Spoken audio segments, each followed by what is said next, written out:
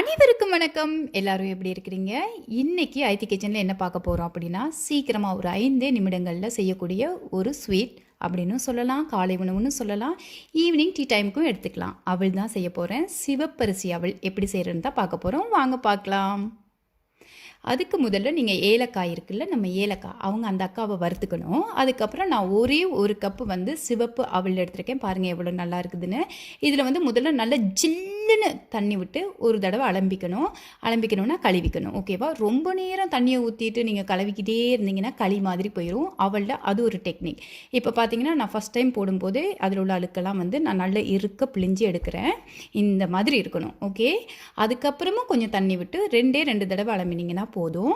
இந்த மாதிரி துகுள் துகுளாக இருந்தால் தான் அதுக்கு பேர் அவள். கஞ்சி மாதிரியானா அதுக்கு பேர் கஞ்சி. ஓகேவா? நான் செய்கிற மாதிரியே பக்குவத்தோடு செஞ்சிங்கன்னா சூப்பரான அவளை இந்த நாளில் நீங்களும் செய்ய முடியும். எந்த நாள்? தீப திருநாள். இன்று கார்த்திகை தீபம். அழகான ஒரு தீபங்களை ஏற்றி வைத்து அழகாக இந்த மாதிரி ஸ்வீட்டை செஞ்சு உங்களோட வாழ்க்கையை பொன்னானதாக மாற்றிக்கொள்ளுங்கள். இப்போ வந்து இதில் ஒரு 1/4 கப் துருவிய வெள்ளை தேங்காய்ப்பூ, 1/2 கப் வெல்லம் சேர்த்துருக்குறேன். கொஞ்சமாக உப்பு சேர்த்துக்கோங்க. உப்பில்லா பண்டம் குப்பையிலே. ஸோ வந்து கொஞ்சமாக உப்பு, ஒரு துளிகள் பாருங்கள்.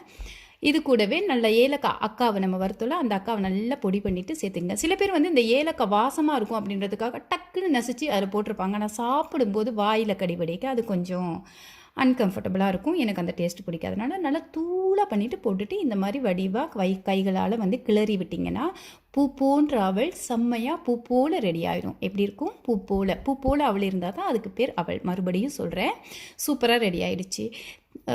வாழ்க்கையில் வந்து நிறைய விஷயங்களில் நமக்கு மனசுக்கு கஷ்டமாக தான் இருக்கும். அந்த மாதிரி விஷயங்கள் எல்லாமே போக்கிட்டு இன்றைய கார்த்திகை தீப நல்நாளில் நீங்கள் என்ன பண்ணணும், வீடு ஃபுல்லாக விளக்கேற்றி வச்சு இந்த மாதிரி சின்னதாக ஒரு ஸ்வீட்டை செஞ்சு சாமிக்கு முன்னாடி வச்சுட்டு நல்லா உங்கள் மனசுக்கு ஏற்ற மாதிரி ப்ரே பண்ணி கும்பிட்டுக்கோங்க. உங்கள் லைஃப்பும் இதே மாதிரி தீபத்தால் ஒளி பெறட்டும் அப்படின்னு ஐடி கிச்சன்லேருந்து இந்த தீப திருநாளில் உங்கள் அனைவரையும் வாழ்த்துறேன்.